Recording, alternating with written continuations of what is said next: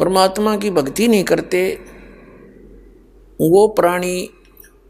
जो पूर्व जन्म के पुण्यकर्मी प्राणी हैं, वो आजीवन हमें यहाँ भौतिक सुख से ओतप्रोत दिखाई देते हैं। जैसे बहुत से व्यक्ति हैं, कोई अच्छा प्रशासनिक अधिकारी बन जाता है, कोई आईएएस है, कोई आईपीएस है, कोई डॉक्टर, कोई इंजीनियर है,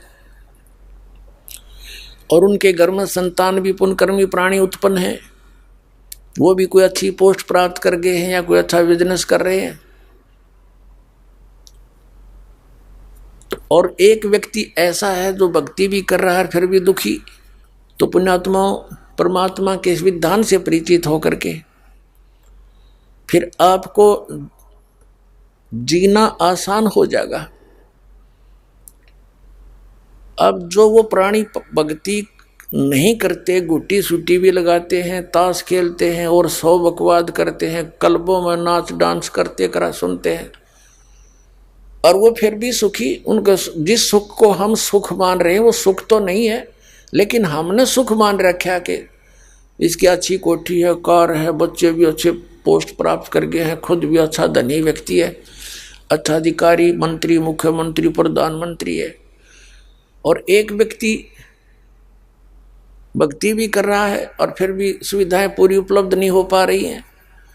तो उसके मन में बगैर ज्ञान के ये दोष आ सकता है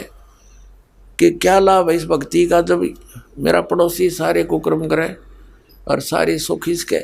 और हम भक्ति करते हैं तो भी हमें कोई विशेष सहारा नहीं मिल रहा है। तो पुण्यात्माओं इस ज्ञान को आधार बनकर इस भक्ति के सफर पर आप आगे बढ़ सकते हो। अब उस प्राणी के पिछले पुण्य गणे हैं, उसके प्रारब्ध में वो पुण्य इतने ज़्यादा हैं कि वो सारे बकवाद भी कर लिए, सारी उम्र कर लेना चाहिए, और भक्ति भी नहीं करता तो भी जो उसके पुण्य कर्म है पिछले जन्म के, वो तो सारे उसने बर्बाद करने, वो तो देने भगवान ने। अब जैसे इन्वर्टर की बैटरी पहले से चार्जड हो और आगे चार्जर नहीं है उसका, तो वो बैटरी अपना काम कर रही है, इन्वर्टर चल रहा है, काम कर रहा है सारा, और जिस दिन वो बैटरी की अक्षमता समाप्त होगी, वह बैटरी डाउन होगी, वो सब सुविधाएं एक कब खत्म हो जाएंगी। हमने देखे ऐसे व्यक्ति परमात्मा के इस ज्ञान के बाद वो ज्ञान वाली आंखें काम करने लगी, उस समय एहसास होने लगा उन लोगों की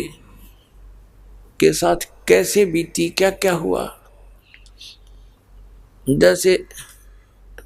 एक दिन समाचार पत्र में पढ़ा, और वैसे भी